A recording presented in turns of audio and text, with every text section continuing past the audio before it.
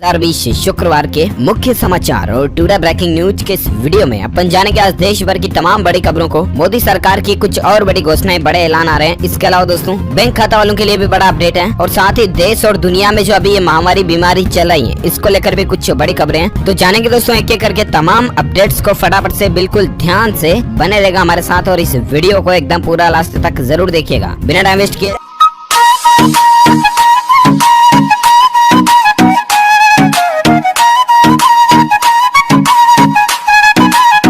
ले चलते हैं आपको पहले अपडेट में तो देख पाओगे सरकार ने राहत दी है दोस्तों। लॉकडाउन की वजह से अब 15 मई तक हेल्थ कार बीमा प्रीमियम आप जमा करा पाएंगे। जी हाँ, अगर आपने कोई इंश्योरेंस पॉलिसी वगैरह ले रखी है तो आप मार्च अप्रैल की बकाया किस्तों को अब 15 मई तक बढ़ा दिया है। तब तक न तो आपसे लेट फीस ली जाएगी, पेनल्टी वगैरह कुछ नहीं लगेगी। ठीक है, LIC वगैरह किसी भी तरह की बीमा पॉलिसी है तो। और साथ ही अगला अपडेट आ रहा है 20 अप्रैल से खुल जाएगा ऑनलाइन मार्केट, खरीद सकते हैं मोबाइल फोन, टीवी समेत ये चीजें। जी हाँ, तो दरअसल बात कुछ यूँ है दोस्तों की 20 तारीख से ही ऑनलाइन ई-कॉमर्स कंपनियां शुरू हो जाएगी, जैसे की अमेजोन, फ्लिपकार्ट, स्नैपडील वगैरह वगैरह। और उसके बाद आप ऑनलाइन किसी भी तरह की चीजों के लिए घर से ऑर्डर दे पाएंगे, mobile phone, television, fridge, laptop वगैरह जो कुछ भी आपको चाहिए। चलिए साथ ही अगला अपडेट आ रहा कि अब सिर्फ 3 दिन में मिलेगा फसल का पैसा। किसानों के लिए सरकार ने एक बड़ा ऐलान कर दिया। जी हाँ, इस महामारी के संकट में दोस्तों किसानों को राहत देने के लिए सरकार तेजी से कदम उठा रही है। और इसी बीच केंद्रीय कृषि एवं किसान कल्याण राज्य मंत्री कैलाश चौधरी ने कहा कि किसानों से खरीदी गई फसलों के दाम का भुगतान महज 3 दिन के अंदर अंदर किया जाएगा और राज्यों से फसल खरीद की समुचित व्यवस्था करने को भी कहा गया। आपको बता दें दोस्तों 15 अप्रैल से देश के कई राज्यों में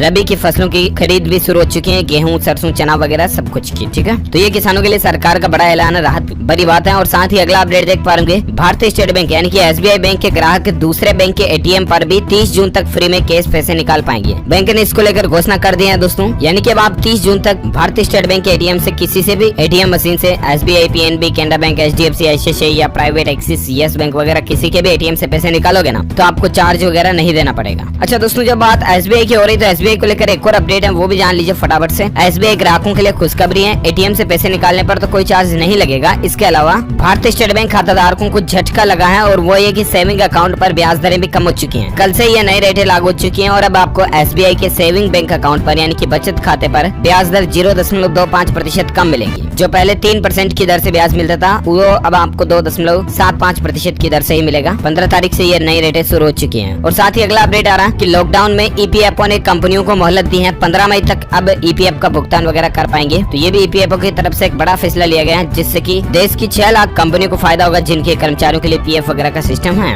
और अगला अपडेट आ रहा है दोस्तों की इस बीमारी के चलते इस देश में हो गई केस की किल्लत, सोना बेचकर लोग बाग पेट भर रहे हैं। जहाँ पूरी दुनिया में ये बीमारी वायरस वगैरह कितना फैल रहा है आपको पता होगा। और इसी बीच दोस्तों थाईलैंड के लोगों ने केस किल्लत की समस्या से निपटने के लिए मजबूरी में सोना, गोल्ड यानी कि सोने चांदी के बने जो आभूषण है, उनकी ज्वेलरी वगैरह उनको भी बेचने का तांता लग गया है लोगों का, क्योंकि उनको बेच करके भी पेट भरने का सामान खरीद रहे हैं वो। अब आप अंदाजा लगा सकते हैं दोस्तों कि ये बीमारी दुनिया की अर्थव्यवस्था पर, इकोनॉमी पर कितना गंभीर असर डाल रही है। और साथ ही अगला अपडेट है, अच्छी बात है कि गुजरात के वैज्ञानिकों ने बनाया 50 रुपए में एक ऐसा मास्क है जो कि इस बीमारी पर भारी तो पड़ेगा ही। साथ में दोस्तों इस मास्क की कुछ और खासियतें ये होंगी कि ये इस तरह के वायरस, बैक्टीरिया वगैरह, जीवाणु, कीटाणु जो होते हैं वो जैसे ही उस मास्क की बाहरी परत से टकराएंगे बिल्कुल खत्म हो जाएंगे अपने आप ही। इस तरह की क्वालिटी इस मास्क में बनाई गई है, क्योंकि इस मास्क की बाहरी परत को पारदर्शी पॉलीसेल्फोन मटेरियल से बनाया गया है जिसकी मोटाई 150 माइक्रोमीटर है। तो इस तरह की अच्छी क्वालिटी का मास्क भी महज आपको 45 से 50 रुपए के बीच में मिल जाएगा। और सबसे अच्छी बात है कि इसको धोकर दोबारा भी इस्तेमाल कर पाएंगे। ये कारनामा कर दिखाया दोस्तों हमारे गुजरात के वैज्ञानिकों ने। गुजरात के भावनगर में केंद्रीय नमक और समुद्री रसायन अनुसंधान संस्थान जो है ना, उसके वैज्ञानिकों ने ये इस तरह का फेस मास्क बनाया। तो बहुत जल्दी ये मार्केट में कमर्शियली अवेलेबल हो जाएगा। लेकिन सबसे अच्छी बात है कि दुनिया के दूसरे देशों की बजाय भारत देश ने ये कारनामा कर दिखाया है। हम सभी भारतीय नागरिक हैं और ऐसे में अगर आप भी इंडियंस हैं तो इस वीडियो पर एक लाइक तो बनता है दोस्तों। भारतीय नागरिकों के लिए बड़े गौरव की बात है, तो फटाफट से एक लाइक कर दीजिए। और फिलहाल अपन आगे बढ़ते हैं तुरंत अगले अपडेट में। तो देख पा रहे कि सरकार हेलीकॉप्टर से नहीं करने जा रही है पैसों की बारिश से। जानिए आखिर क्या है हकीकत। तो सोशल मीडिया पर किसी ने इस तरह की अफवाह फैला दी दोस्तों की सरकार हेलीकॉप्टर के जरिए पैसों की बारिश करेगी वगैरह वगैरह। तो PIB फैक्ट चेक की तरफ से ये कंक्लूजन चीजें निकाला है कि government is not going to drop money from helicopters. ये बिल्कुल फेक है, कोई अफवाह है, ध्यान ना दें इन चीजों पर, ठीक है। चलिए अगला अपडेट आ रहा कि पोस्ट ऑफिस स्कीम के लिए अब आपको अलग अलग फॉर्म नहीं भरने पड़ेंगे, सरकार ने इसको लेकर नियम बदल दिया। जी हाँ, तो दरअसल दोस्तों कल ही इंडिया पोस्ट की तरफ से एक नया प्रेस नोट नोटिफिकेशन जारी किया गया है और उसमें ये बताया गया दोस्तों की इंडिया पोस्ट की जो स्कीमें होती है ना, सुकन्या समृद्धि योजना, रिकरिंग डिपॉजिट, पीपीएफ या पोस्ट ऑफिस की किसी भी स्कीम के लिए अब आप कॉमन फॉर्म का इस्तेमाल कर पाएंगे। इसको लेकर एक नया सर्कुलर जारी कर दिया गया। इस कॉमन फॉर्म के जरिए इन स्कीम्स के लिए डिपॉजिट, विड्रॉल, क्लोजर और लोन के लिए आवेदन किया जा सकेगा। एक ही फॉर्म से सारे काम हो जाएंगे अब आपके पोस्ट ऑफिस में, ठीक है, कुल मिलाकर के ये। अच्छा अगला अपडेट है दोस्तों, भारतीय रेलवे के 167 साल पूरे हो चुके हैं। आपको पता है क्या, हमारे देश में सबसे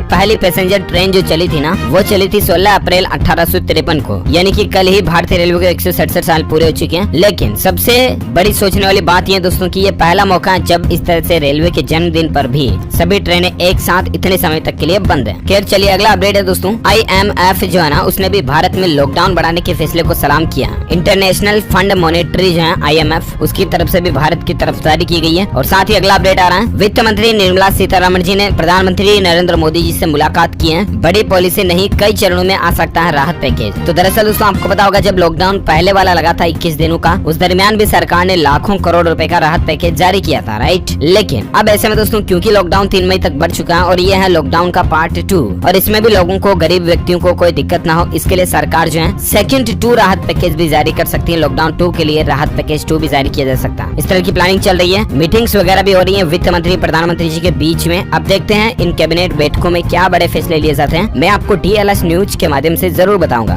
फिलहाल दोस्तों अपन आगे बढ़ते हैं फटाफट से अगले अपडेट में। तो देख पा रहे एक अच्छी खबर ये है कि द्वितीय विश्व युद्ध के समय से जी रहे 99 साल के ब्राजीलियन, वो भी इस बीमारी से संक्रमित होकर के स्वस्थ हो चुके हैं। क्योंकि दोस्तों ये बीमारी ज्यादातर बुजुर्गों को अपना शिकार बनाती है और ऐसे में 99 साल का शख्स अगर इस बीमारी से पीड़ित होकर के ठीक हो जाता तो ये पूरी दुनिया के लिए राहत की बात है। ब्राजील का केस है, ये देखा गया, आप देख सकते हैं इसकी डिटेल। और फिलहाल अगला अपडेट आ रहा है कि 21 अप्रैल से राजस्थान में लॉकडाउन में कुछ बदलाव किए जाएंगे। जहां राजस्थान के मुख्यमंत्री अशोक गहलोत की तरफ से कहा गया दोस्तों कि 21 अप्रैल से राज्य में योजनाबद्ध तरीके से बदलाव के साथ लॉकडाउन लागू किए जाएंगे। जहां तो राजस्थान राज्य में दोस्तों 21 तारीख के बाद लॉकडाउन में कई तरह की छूट वगैरह भी दी जाएगी। मुख्यमंत्री गहलोत बुधवार को लॉकडाउन को लेकर हुई उच्च स्तरीय बैठक में ये निर्देश दिए चुके हैं। उन्होंने कहा कि शहरी क्षेत्र में ऐसे उद्योग जहां श्रमिकों के लिए कार्यस्थल पर ही रहने की सुविधा उपलब्ध है, उन उद्योगों को, काम धंधों को शुरू कर दिया जाएगा। इसके अलावा भी कई सारी जरूरत की चीजों को शुरू किया जाएगा। तो ये राहत की बात है राजस्थान राज्य के लोगों के लिए। और चलिए दोस्तों आप फटाफट से जानते हैं अपन कुछ डेटा, आंकड़े और एनालिसिस इस बीमारी को लेकर। तो देख सकते हैं उत्तराखंड में दोस्तों पिछले कुछ घंटों में कोई भी नया पॉजिटिव केसेस नहीं मिला। 24 घंटों से 37 पर आंकड़ा लगातार ठहरा हुआ है, ये अच्छी बात है। इसके अलावा अपडेट देख सकते हैं कि भारत के 17 राज्यों के इन 27 जिलों से खुशखबरी आई है। 14 दिन से यहाँ पर भी एक भी नया मरीज नहीं देखा गया। कौन कौन से 17 राज्यों में, तो इसकी डिटेल भी आप देख सकते हैं। जिन जिलों से 14 दिनों में कोई भी केस नहीं आया उनमें कर्नाटक के 5 जिले हैं, छत्तीसगढ़ के 3, गुजरात, तेलंगाना और केरल के 2-2 जिले हैं। वहीं बिहार, पश्चिम बंगाल, राजस्थान, गोवा, उत्तराखंड, उत्तर प्रदेश, जम्मू कश्मीर, मणिपुर, पांडिचेरी, मिजोरम, पंजाब, हरियाणा और मध्य प्रदेश का एक जिला शामिल है जहाँ से पिछले 14 दिनों के दौरान एक भी केस नहीं देखा गया। तो उम्मीद है दोस्तों सरकार 20 अप्रैल के बाद इन इलाकों में लॉकडाउन खुल कर सकती है, इस तरह की संभावनाएं नजर आ रही है। ओके चलिए बात करते हैं अगले अपडेट की। तो देख पा रहे कि दोस्तों इस बीमारी से जंग में बिहार में भी इसके 2 नए केसेस देखे गए हैं और अब बिहार राज्य में टोटल संख्या 74 पहुंच चुकी है। इसके अलावा अपडेट देख सकते हैं कि इस बीमारी की लड़ाई में भारत अब तक अव्वल रहा है। दूसरे दुनिया के देशों से भारत अभी भी आगे चल रहा है, इस बीमारी के खिलाफ लड़ाई में आगे चल रहा है, ना कि आंकड़ों में। और इसलिए भारत देश की दुनिया भर के देशों में चर्चा हो रही है, भारत सरकार की भी तारीफ की जा रही है, अच्छी बात है। साथ ही अगला अपडेट देख सकते हैं दोस्तों कि अमेरिका में 30,000 से ज्यादा लोगों की जान जाने की खबर है और इसके अलावा 2 करोड़ से ज्यादा लोगों की नौकरियां भी चली गई है। वही दोस्तों अमेरिका में इसके टोटल आंकड़ों की बात करें तो 6.5 लाख समथिंग तकरीबन आंकड़े टोटल इसके पहुंच चुके हैं। जबकि अमेरिका की जनसंख्या बहुत कम है, तो इनके आंकड़ों के एवरेज रेशियो जो देखा जाए तो बहुत ज्यादा गंभीर स्थिति है। और साथ ही अगला अपडेट देख सकते हैं दोस्तों कि आज 25 नए संक्रमित केसेज उत्तर प्रदेश में देखने को मिले हैं और उत्तर प्रदेश में टोटल संख्या 781 पहुंच गई है। इसके अलावा आंकड़े की बात करें तो तमिलनाडु में भी 25 नए मामले देखे गए हैं, 1 की जान की खबर है और राज्य में संक्रमितों की संख्या 1267 हो गई है तमिलनाडु में टोटल। और साथ ही अपडेट देख सकते हैं बिहार में दोस्तों दूल्हा दुल्हन ने लॉकडाउन का पालन करते हुए मास्क लगाकर 7 फेरे लिए। हालांकि शादी में इस परिस्थितियों में भी उन्होंने मास्क का इस्तेमाल किया, ये अच्छी बात है।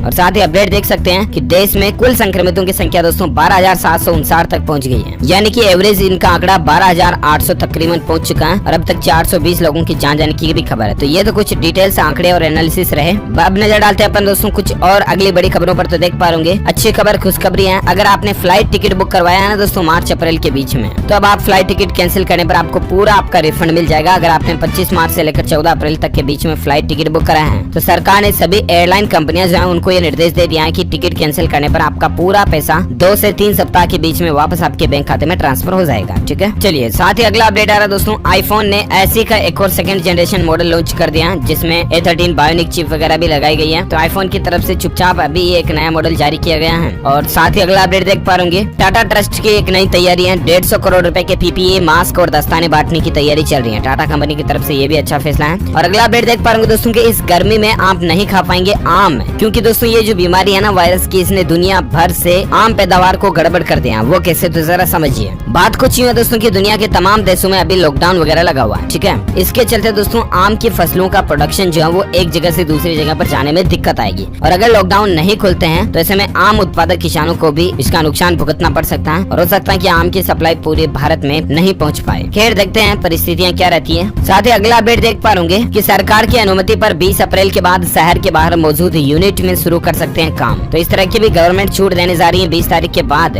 और अपडेट आ रहा है दोस्तों की इस बीमारी से जूझ रहे देशों को IMF देगा 1000 अरब डॉलर की सहायता, जिसमें कौन कौन से देश शामिल हैं। जहाँ IMF यानी कि अंतर्राष्ट्रीय मुद्रा कोष जो है ना दोस्तों वो 1000 अरब डॉलर की सहायता देगा जो देश इस बीमारी के संकट से बहुत ज्यादा गंभीर स्थितियों में जूझ रहे हैं। ये अच्छा फैसला है। और साथ ही अपडेट देख पा रहे कि लाखों स्टूडेंट्स के लिए खुशखबरी है दोस्तों। सरकार ने कॉलेजों से कहा कि लॉकडाउन में नहीं ले फीस। इंजीनियरिंग, MBA सहित इन कोर्स के छात्रों को भी राहत मिली है। जी हाँ, तो दरअसल दोस्तों इंजीनियरिंग कर रहे हो या आप MBA कर रहे हो, MCA, architecture, pharmacy, hotel management, apply art and craft वगैरह कोई भी प्रोफेशनल कोर्स अगर आप कर रहे हैं तो इस तरह के लाखों विद्यार्थियों के लिए खबर राहत देने वाली है। क्योंकि केंद्र सरकार ने कहा कि जब तक लॉकडाउन खत्म नहीं हो जाता तब तक वे विद्यार्थी फीस नहीं भरेंगे और कॉलेज उनसे फीस मांग भी नहीं सकते हैं। तो ये राहत की बात है। और साथ ही अगला अपडेट देख पा रहे पंजाब सरकार की तरफ से फैसला लिया गया है, बरनाला और पट्टी जेल को क्वारंटाइन सेंटर बना दिया गया। और इसके अलावा नेक्स्ट अपडेट आ रहा है दोस्तों, उत्तर प्रदेश के मुख्यमंत्री योगी आदित्यनाथ सख्त हो चुके हैं। बोले कि इस बीमारी से संदिग्ध मिलने पर अब थानेदारों पर कार्रवाई की जाएगी। जी हाँ, उत्तर प्रदेश में इसके बढ़ते मामलों को देखते हुए दोस्तों योगी आदित्यनाथ सरकार की तरफ से कड़ी चेतावनी दी गई है।